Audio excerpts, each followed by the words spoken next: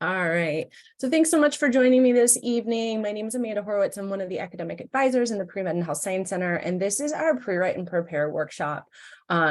Really, we are aiming at educating our students about what are the things that they can be doing right now to start preparing as the application season is upon us. So we'll talk about dates of opening applications and all of that stuff. So we've kind of already taken care of this. Again, one more time, just in case you didn't hear me, there is a link in the chat. So if you can open up that link and drop in your first and last name, as well as your access ID, it would be helpful so that we can record attendance and also get an idea of how many students are showing up to this workshop so that we can take that into consideration as we design future offerings. I would, before we actually get started, kind of like to know who's in the room, who I'm talking to. So if you can let me know two things in the chat.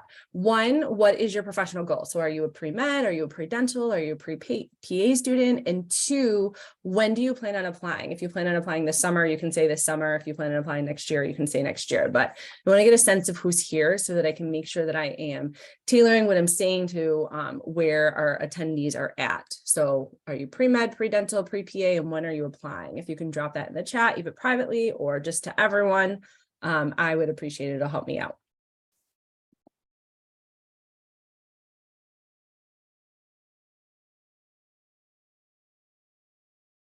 Well, thank you to those of you. Okay. Good. Okay. Awesome. Thank you. Okay, that's helpful. So a lot of you are here as you are kind of ramping up for this application season. Some of you are here to kind of get an idea of what to expect next year. Great. Learning outcomes. So a couple of things that I'm hoping to accomplish today in this presentation is help you identify the components of the application that you can work on before it's actually open, before you can get in there and play around and do a whole bunch of stuff. I want to talk a little bit about quick formulas to use when approaching the work and activities section. Students don't really think about it like this, but that section actually provide you with more characters to share more about yourself than the personal statement. And so it's often kind of a misconception that really the personal statement is the most important piece of writing. It's very important, but I would actually say that they're equally weighted just because of the amount of characters that you have to describe various things that you've done throughout the course of your preparation. Understanding strategic ways to use those characters and the space that you're allowed to communicate your why. The portions of the application that we're talking about today are really kind of the qualitative portions of the application and start to help set an applicant apart in terms of their reasoning, what they've done in terms of preparation. So the way that you use the space that you're provided to say what it is that you want to say in a really passionate and convincing way is important. I do want to give you a quick disclaimer though. This year, for some reason, some of the application services have been really, really slow to provide specific updates about changes to the application. So this presentation is up to date as of today. I went back and did some updating based on some information that AACOMA shared with the advising community. There still may be some small changes that you see in the Applicant Help Center after this. So I want to make sure that make sure you know that we've done our very best to keep this as up to date as possible. Okay. Okay, so let's briefly touch on the timeline. In the email reminder that I sent you, I sent a link to one of the documents that we create every single year to make sure, I didn't send to you guys, let me open it and send, that we create every year so that students have the opportunity to, well, that's not the right one. I'll get you that. Someone remind me to get you that. So students have an opportunity to check back to that document to answer quick questions. The document that I sent in the email had the application dates for both the MD and the DO medical school applications, as well as the dental school and the PA school application. So quick reference there. In general, because not all of those dates line up, here's what our timeline looks like. In May, or just before May, there's going to be a soft launch of the application where applicants who plan on applying that summer can get in and start doing a lot of data entry. This means that you can start entering your demographic information. You can go in and do your coursework entry where you're entering your transcript line by line, including the course, the title of the course, the grade, and the credits that you've earned. You're also going to classify that coursework according to the application service course classifications. You can start to enter any of the pre-writing work that you've done in for your activities, as well as your personal statement. In early June, most of the application services have a first day to submit. The only two that don't operate like that are AACOMAS, so the DO application. You could technically open your DO application the first day that it's open, fill it all in and hit submit on that day. Not advisable, but logistically it's possible. Same thing with CASPA. So this first day to submit only applies to the MD and the dental school application. Okay. Throughout the month of June, for most of these programs, CASPA operates a little bit differently just because not all PA programs use what we call rolling admissions. But throughout the month of June, as the applications are received at application headquarters, they're going to go through something we call verification. All verification is the application headquarters taking the data entry that an applicant has done on the application, so that line by line coursework, and comparing it to the actual official transcript that's been sent by the schools that you've attended to the application service. Once that verification process is done and the application is marked as complete, it is then sent on to the programs that you've indicated that you want to apply to. So again, that can happen in late June, early July, okay? Once a program receives an application, they're going to start sorting through those applications for minimum metrics. Does the program have a minimum MCAT score or DAT score or GPA that they are kind of looking for in their pool of applicants? They're going to set aside the students that haven't met that minimum, let them know that they're not eligible to be a candidate anymore. And then they're going to keep those other students who have met that minimum or that they have an interest in learning more about in another pile, and send those students that they're interested in secondaries. Okay. Secondaries will come from the individual school. In most cases on the MD for the MD application. For the DO and the CASPA, the PA school application and the dental school application, a lot of schools that use those portals actually have the ability to ask secondary questions within the application portal itself. So sometimes you're not going to get a separate email from a DO school or a dental school or a PA school, because the questions that they're interested in learning more information from are in the application itself. So that's what the overall timeline looks like. Okay, so now we're gonna kind of dive into what you can begin working on before that application opens for that soft launch, right? And really there's 3 areas that you can do some pre-work in. The first is going to be the personal statement, right? We know that piece of writing is extremely important because it kind of pulls all of your reasons together and explains why you want to pursue this career and why you're a great fit for it, okay? You're also able to interact with and secure letter writers who are willing to write you a letter of evaluation in support of your application. And then the third thing that you can work on are your activity write-ups. Activity is what a lot of the application services use to describe those extracurriculars, those activities that you're doing outside of the classroom that we talk so much about during some of these one-on-one appointments to make sure that you're kind of developing the right competencies during that time outside of the classroom. I mentioned this before, but really when you do the math, you take the number of characters that you're permitted for each activity that you can write about and times it by the number of activities that you're going to enter. You actually have more characters there. These activities, in addition to the personal statement, offer you, the applicant, the opportunity to show that you really are working on the competencies that medical schools, dental schools, PA schools want to see in applicants. An opportunity for you to humble brag. You have all been working so hard to be the best applicant that you can be, and to develop those competencies and showcase your academic abilities, but also your service orientation and your interest in the profession. This part of the application is really where you get to talk about those amazing things that you've done and that you've learned about yourself.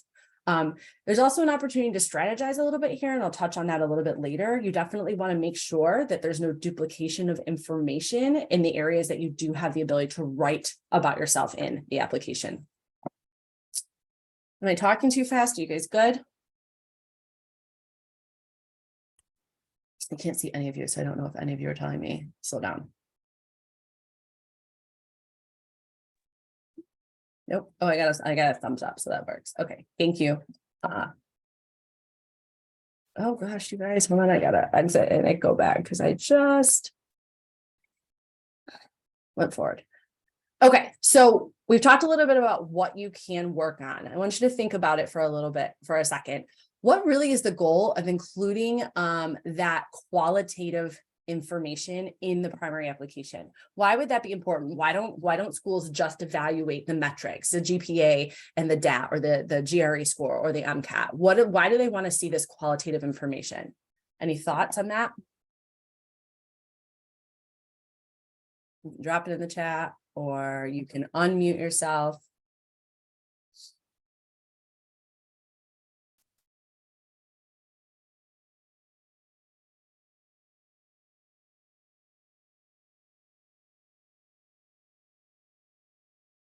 No one? Are you guys still there? Are you? Okay, sure, that's great. This is the opportunity for you to really convey how passionate you are about the profession that you're pursuing, right? That this is what you've decided is going to be your life's work. That's a great reason. Any other reasons you can think about why you might, or schools are really looking at this qualitative information?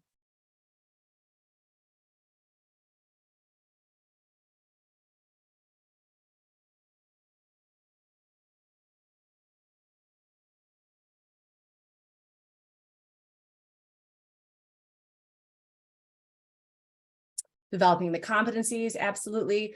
Numbers don't tell the whole story. Yeah, Sophia. So that's actually the next point I was going to make. Most about time management, great. See patient contact and research if it's really important to the school at first glance. Sure, showing that you have interests that align with the school's mission. Absolutely. These are all great things that you all are saying. The one thing I was going to point out is most people that end up submitting an application to a professional school are going to have really good grades, right?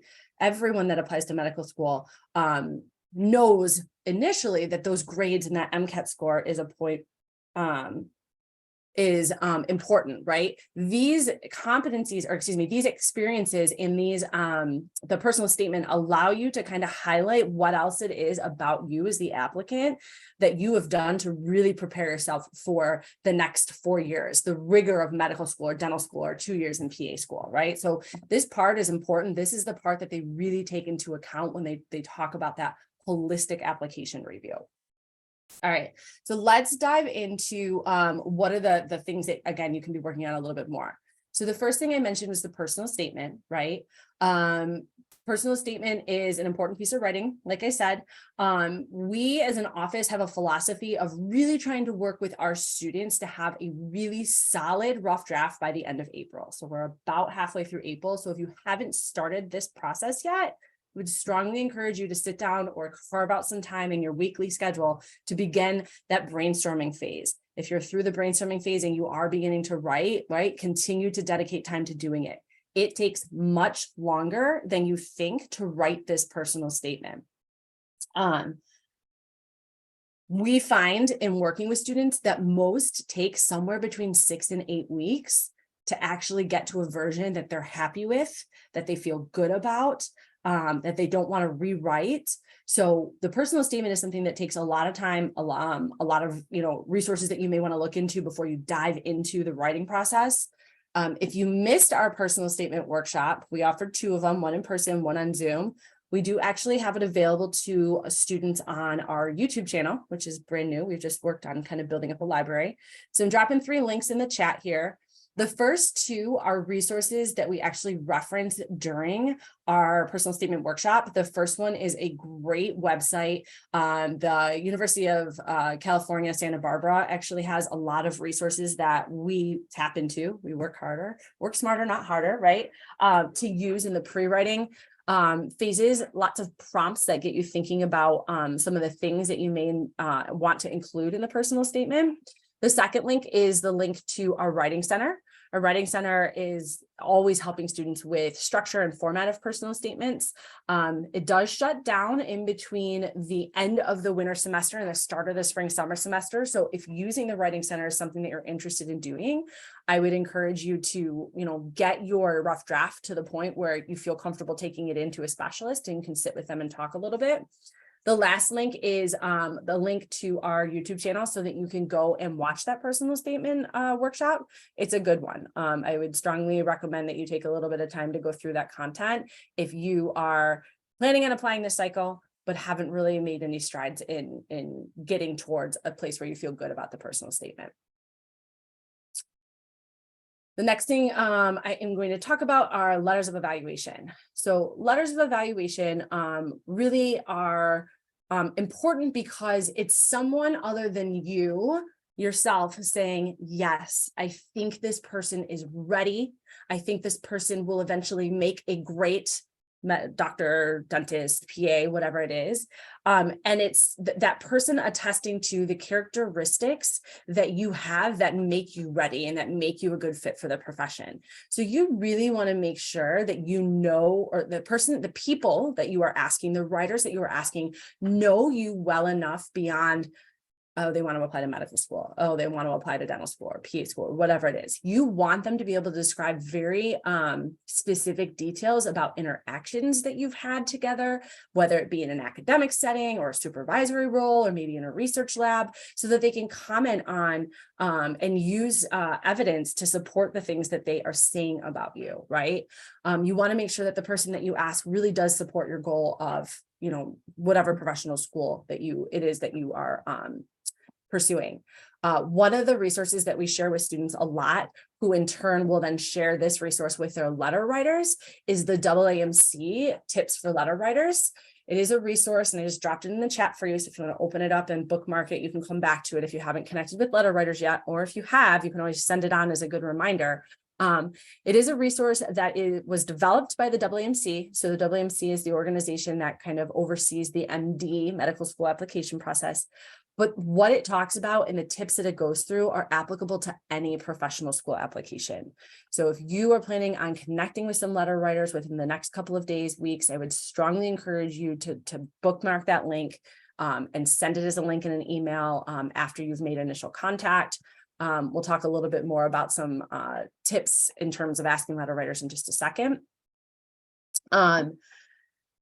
Sources for what your programs require. A lot of students will come in with a good general idea about the people that they want to ask.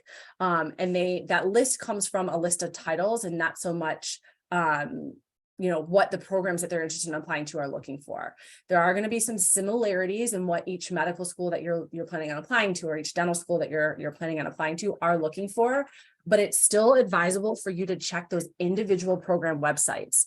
I've had students in the past who have not been as diligent about checking those letter writer requirements and have intentions in applying to certain schools, come to find out they can't or they do, and they're rejected automatically because they haven't followed the letter writer requirements. They don't have the right number of letters, or maybe they don't have a specific letter writer title or role in their letters kind of portfolio. So pay really close attention to what the requirements are of the schools that you really are interested in applying to, okay? The last decision that you'll also want to make a decision, or the last thing that you'll want to make a decision about before you really start to like engage with and talk to those letter writers about whether or not they'd be willing to support you through a written letter, is how you're going to store those letters. Storage decisions can impact the timeline that you give that letter writer, and I'll explain that in just a second. I'm going to drop 3 different links in the chat as it relates to storage. The first one is a link about how the MD medical school application letter writer service works. The second is a link about how the DO, the dental and the PA school application letter service works. And then the third one is a link to a third-party company called Interfolio. Interfolio is a dossier service. You can upload letters for free, but if you want them to be transferred to your application, you do have to pay a fee for that. Couple of things to know about these various letter writer services. It is free for you to use the letter writer service associated with the application itself.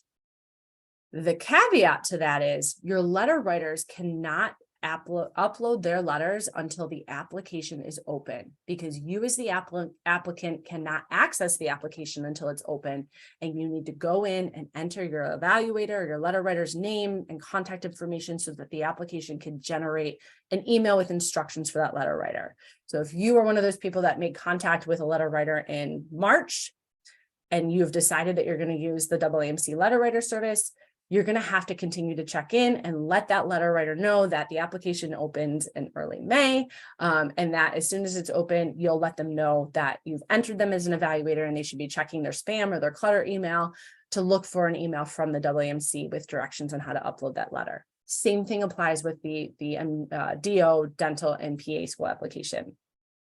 Interfolio, however, is a little bit different because once you open that Interfolio account, you have access to it right away. So you can give that account to your letter writers and they can upload as soon as they're done. So there are some pros and cons to both ways to do it. I always talk to my students about how many schools they're applying to, or excuse me, how many applications they're filling out. For our dental school students, they're only filling out one application, right? So if they want to go Interfolio, they can. If they want to upload through the dental service, the application service, they can. ASPA, unless they changed it this year, and I haven't read that, will not allow Interfolio. The letters have to be uploaded directly to the application. And then if you are a med student who plans on applying to MD and DO schools, you might consider Interfolio so that your letter writers don't have to do double the amount of work. Things that you have to consider, but something to keep in mind as you're making those considerations. A couple of tips when it comes to interacting with letter writers. The most professional thing to do is ask in person. I know that COVID kind of forced us to get away from that because of the inability to be on campus, but we are very much back. So we strongly advise students to tap into office hours or making an appointment with someone who they plan on asking to write a letter. When you go to talk to that person, you should be prepared with your resume and or your personal statement, and also have a good idea about how you want to store those letters so that if the person you ask accepts and says they're willing to write a letter, you can provide them with next steps. What does the timeline look like? What kind of soft deadline are you giving them to try and have your letters uploaded, okay? You need to give them at least a month, especially when we're talking about faculty members at a university, right? Keeping in mind that the end of the semester is a very busy time for them and that some faculty members are 9-month employees. So if they don't get your letter written by the time that they are done working for 9 months, you may not hear from them during the 3 months that they're off. So you need to keep it in mind with your timing and connection so that you're asking them in a way that's going to be both beneficial to you as the applicant and then them as the letter writer. Your letters do not really need to be received by the application until your secondary essays are received. So if we're talking MD, your secondaries, you're probably, if you apply very early in the cycle, you're not going to see those until July. So you can, distress a little bit about that letter writer not uploading it right in May when it opens. If you're a DO or a dental or a PA student, right? Remember those secondaries are part of the portal. So you're going to want to communicate that to those letter writers and let them know that, here's the date in which you plan to submit. You'd really appreciate it if those letters were uploaded by that time. Questions about letters at all? Chat. Oh, there we go. Okay. Then we will get into the kind of meat and potatoes, and that is the activity write-ups. So the activities are all the things, the extracurriculars, like I mentioned before, that you have done from the start of your freshman year up until the point of application, okay? If you didn't keep a list throughout undergrad or did any kind of journaling or tracking throughout undergrad, you really should set aside some time. This weekend would be great to go ahead and start writing everything down that you've done since your freshman year. I'm talking about clinical volunteering, non-clinical volunteering, clinical employment, non-clinical employment. If you've worked in any kind of academic setting as like a tutor or a peer assistant or things like that, student org work, research, anything that you really spent time on outside of the classroom, I would get on that list, make that big list. As you're doing that, you'll want to try to identify the who. So who is someone that you can provide a name of for each activity that could confirm the information that you're sharing about that activity if asked.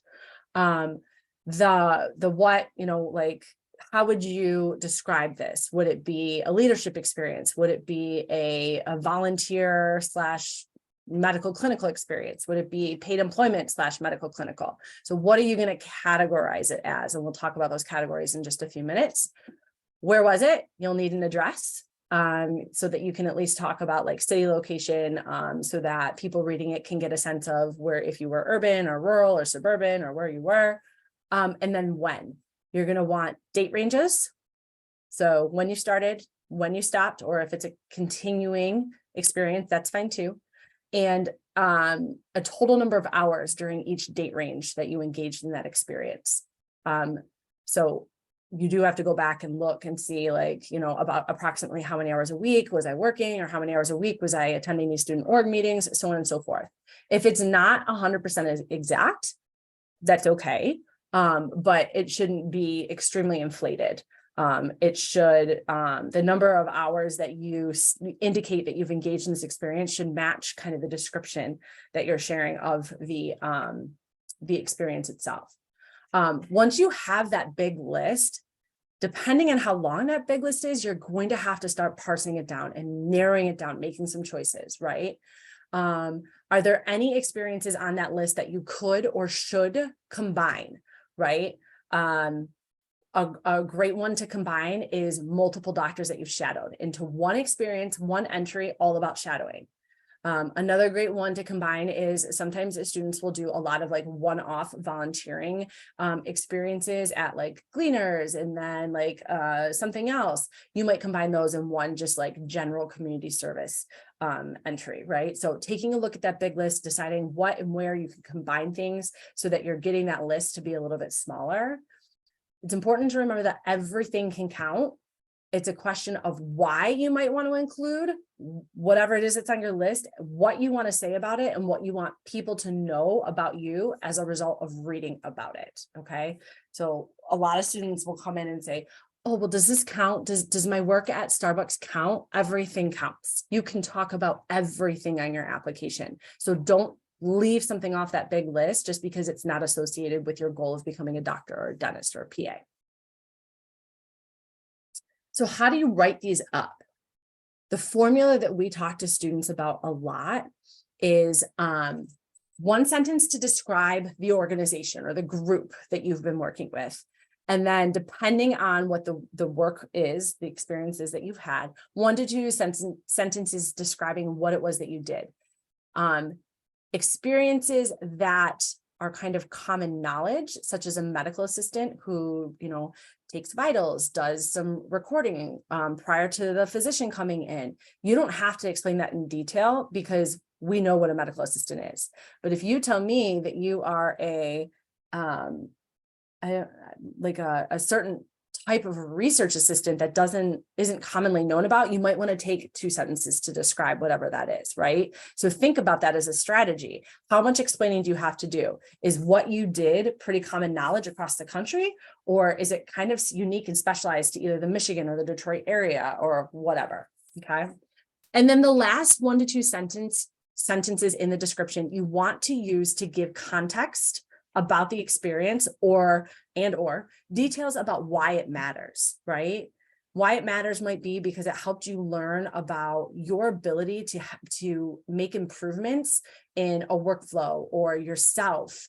Why it matters is because it demonstrates how reliable and dependable you are. Why it matters is because it helped you realize that, it doesn't matter how sick the patient is, like helping to find a solution, maybe it's about shadowing. It doesn't matter how sick the patient is, helping to find a solution that's going to have a lasting impact on the patient was really eye-opening for you and some of the reasons that you're going into the profession that you are going into, right? So not everything has to be related back to medicine. Your why doesn't always have to come back to why you want to be a doctor or why medicine is such a great field or what you understand about medicine, but it does need to have a why. Why are we even reading about it, right? Sorry, next slide. So as you're thinking about using that formula and writing up these experience descriptions, things that you want to consider, and we kind of touched on this in that last slide, is how detailed do I need to be in describing the work that I did or the group that I did it with and what their mission is, right? And what are you saying about the experience or about yourself that really allow you to demonstrate, show, don't tell, but the AAMC core competencies, right? Remember that some of the competencies are very explicit, right? Such as like the scientific inquiry, the written and oral communication can be very explicit. So I'm looking for the chat so I can drop a link to the competencies in there. So that's the next link that you have.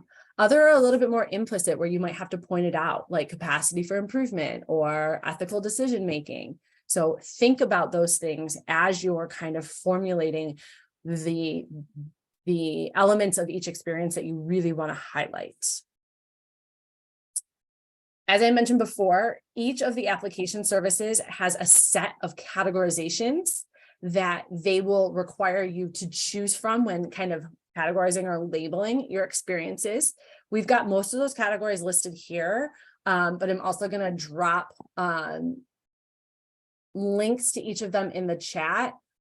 This is where some of those updates might happen. Like I said, the AACOMAS organization has revamped the way that they are offering categories to applicants. And so this is the most up-to-date information that we have right now.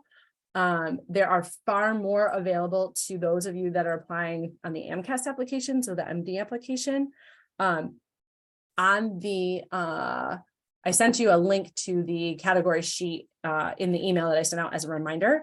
There are also some links directly to descriptions of what counts as a health-related experience and a non-health related experience, so on and so forth. Same thing with dental experiences for the ADSAS application, the difference between healthcare and patient care experiences, because there is a difference in where you want to report things on your application.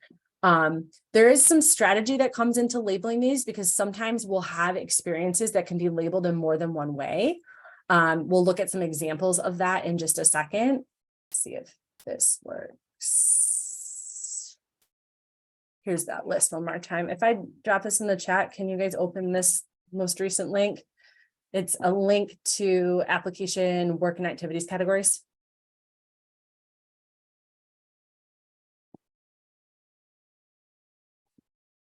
Anybody tell me if that works?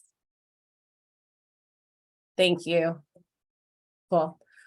So taking a look at what your choices are in terms of categories, depending on the service that you're applying to, is also an important process of the pre-writing, because you want to try and show that you're well-rounded. So if you encounter some of these experiences on that big list that you've narrowed a little bit, can be labeled in more than one ways. One of the things that you might think about as you're deciding which way you're going to go in terms of labeling or categorizing is, what is it that you want to say about that experience, right? Don't label something leadership if you don't talk about developing yourself as a leader or being a leader. Just labeling it as leadership isn't going to make an admissions committee say, oh, look, this person is a leader. They want to hear about also what you did as a leader or how you work to develop yourself as a leader, okay? So the next two slides are actually some examples of, I gotta get back to my script and see where we are. The next two slides are actually examples of two activity descriptions that we have seen in the past.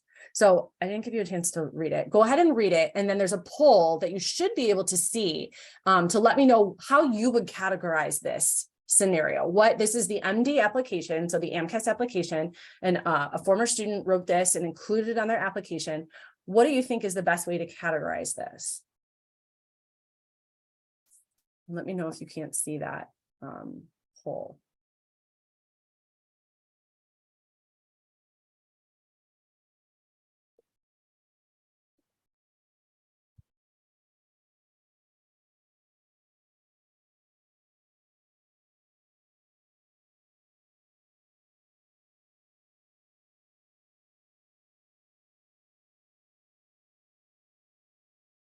Wait another minute. There's 6 of you that have responded, and I know there's 8 students here, so give the other 2 just a second to respond.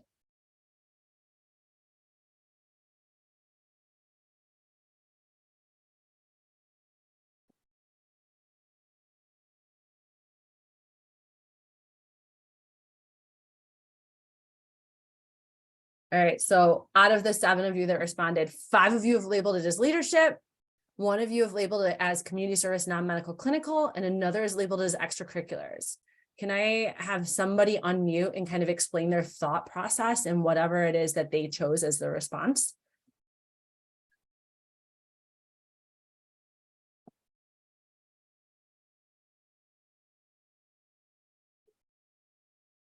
I can explain I did leadership. Sure. This person founded the organization, and they also mentioned at the end of the paragraph they're a vice president, so that sort of stuck out to me. Okay, sure. Anybody else want to add to that or talk about another reason that they might have categorized it as leadership or one of the other categories?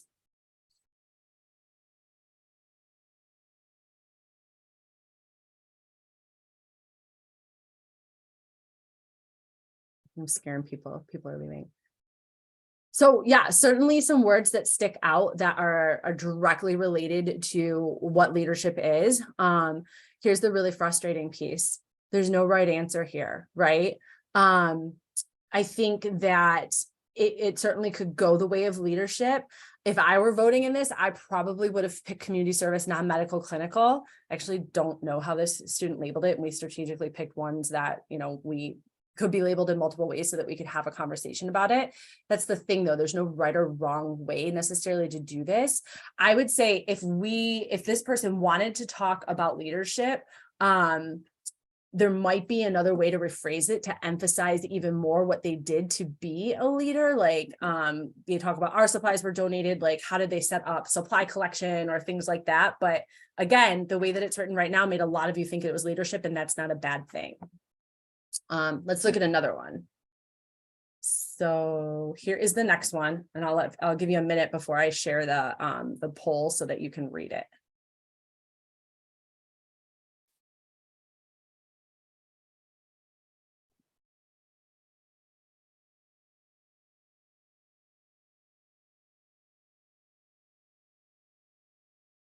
All right, so that poll is available to you. Let me know what you would categorize this as, or what you think this person categorizes as.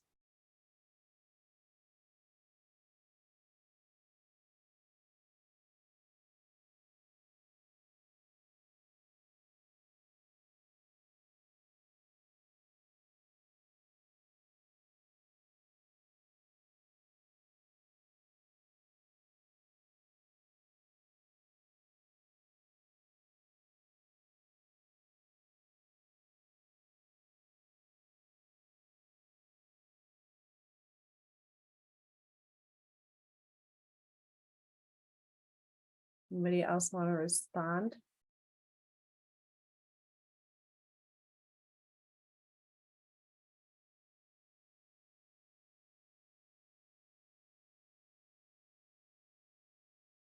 Okay, so we had 5 out of 6 pick teaching, tutoring, and teaching assistant, and 1 pick leadership.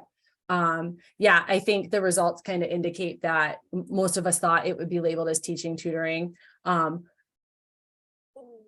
In the case that this student did more than one experience that really kind of related to being a teacher or a tutor or a mentor kind of, and they wanted to, again, use the application to demonstrate their well-roundedness, they could describe this as paid employment, not medical clinical. So that's where you have to look at the experiences that you have on that big list that you've made, and decide, what things do you want to include? How are you going to categorize this so that it displays and emphasizes your well-roundedness as an applicant?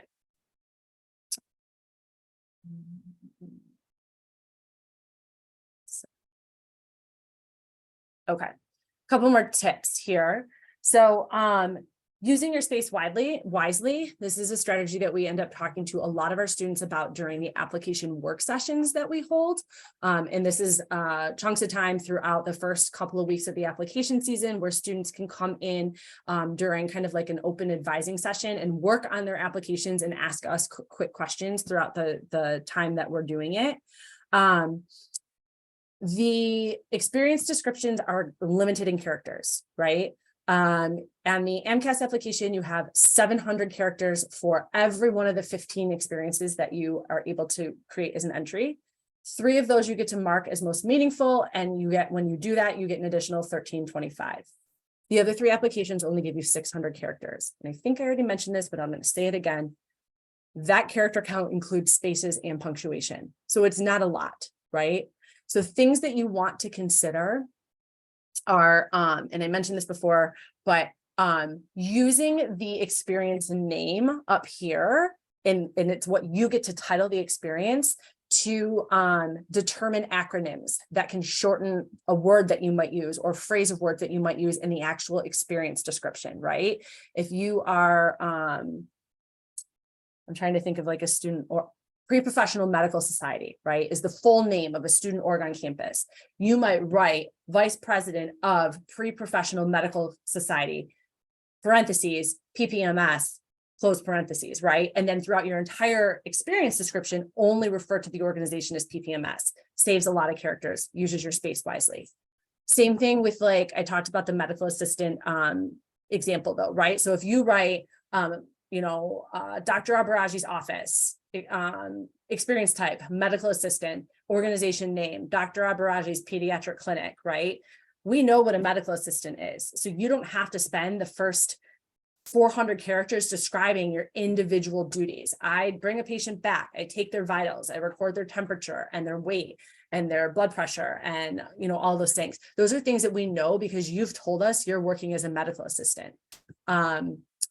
Those are really kind of the big 2 things that we talk to students about when we're trying to maximize the amount of characters that we have to describe it as what we're doing, and then also create that context for the experience and our why. The other thing that is, 1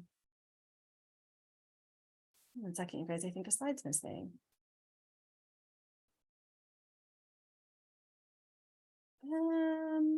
I guess not. I think my script might be messed up. The other thing that we want to emphasize is being detailed enough to provide context. And the way that we are able to see this happen sometimes and showcase the power of it is by working with reapplicants, right? So we had an applicant that applied in 2018 and did not get in, and they reapplied the following year. And I want you to take a look at the descriptions for the same exact experience they included in both years that they applied. So first year, it was a research experience. And this is what the applicant said. I served as a research assistant in Professor X's lab. Notice that they abbreviated professor. That's totally fine. At Wayne State, led by my investigator, my job as a research assistant involved this, and this, and this. When you look to the rewrite though, right, look at how much more they use the amount of characters that were there. We're also able to provide detailed information about what the lab did and what they were able to learn about or from the experience that they had in the lab. Stark differences in the descriptions here, right? So not enough info, meaningful details here that really connect with the experience. Questions about this or thoughts on this?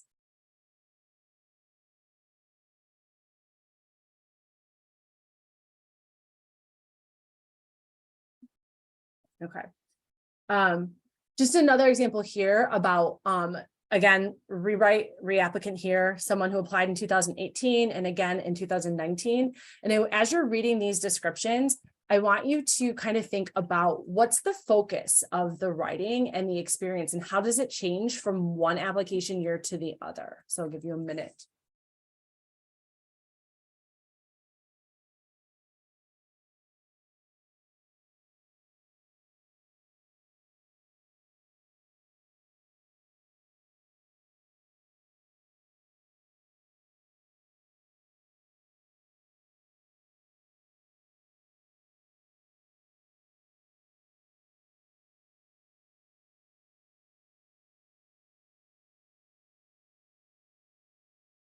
What do you notice about the difference in these descriptions, even though it's describing the exact same set of events?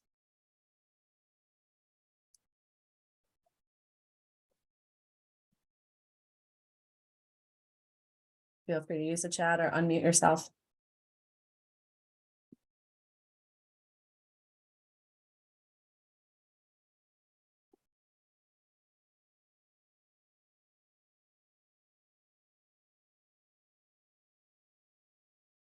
Anybody notice anything about the difference? The focus of each of the activity descriptions? I guess I would say the previous one, it was a lot about like the doctors, and then the 2019 one was more about the applicant, like what they actually kind of got out of the Bingo. experience. Yeah, absolutely. You have to be very, very careful in your writing to make sure that you're talking about yourself, what you learned, what you observed, what you noticed, conclusions that you came to, and not about other people. That's probably one of the biggest pieces of initial feedback we give to students when they bring in their personal statements. They write more about someone else than they do themselves.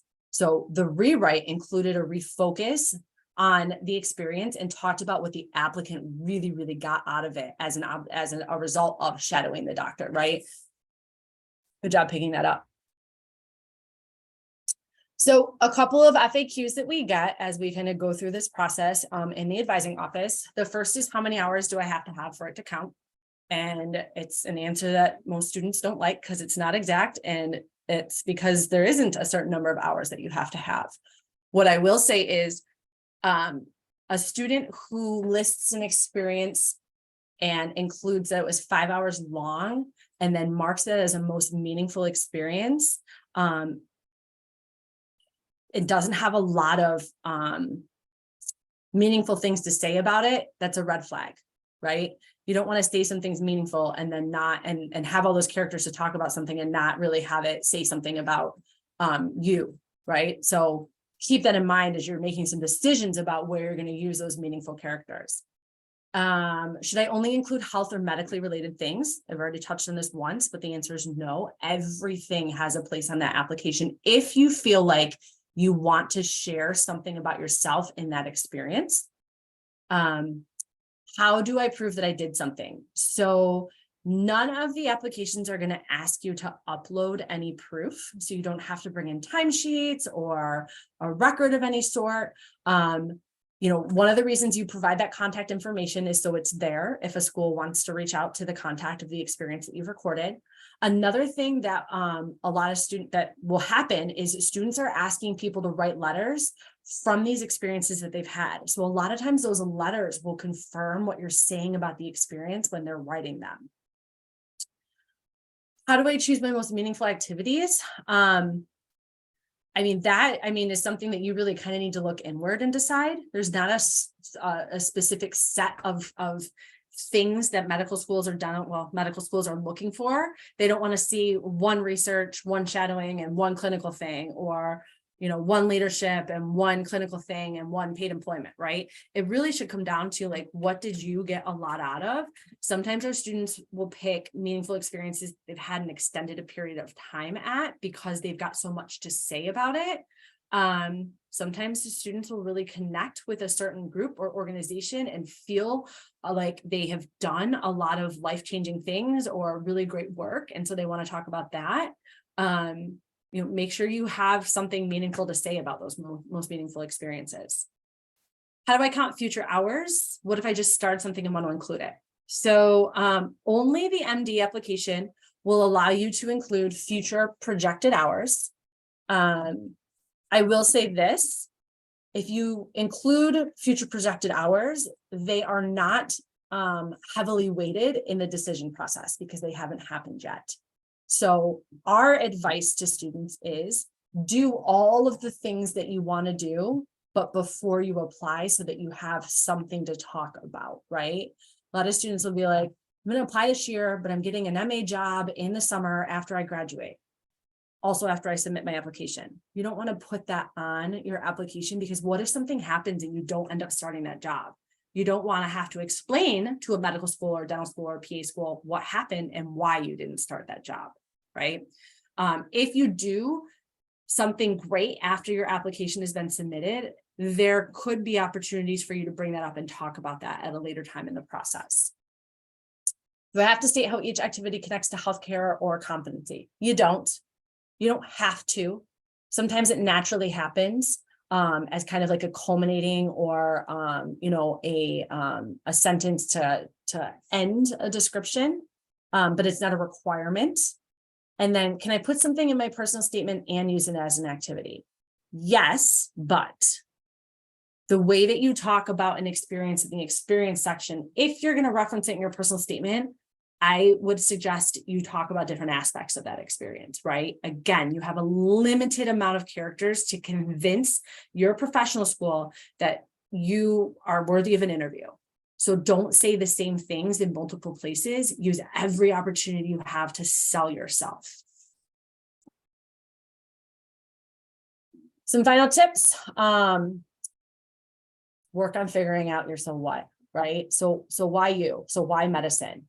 Right? What is it that you are really interested in? Why do you want to do this? Right? Work to use those characters wisely. Have people work with you on that writing process. Find concise ways to say things so that if you do have more details that support what you're saying, you can include those. Determine what's common knowledge versus useful background. So I've kind of emphasized this for a third time now, right? If something's common knowledge, you don't need to explain it in detail. If something isn't, give us some useful but concise background information so that there's context in what we're reading about. Next steps for you, if you don't already, follow us on Instagram because we do share a lot of our upcoming events there, such as our application work sessions.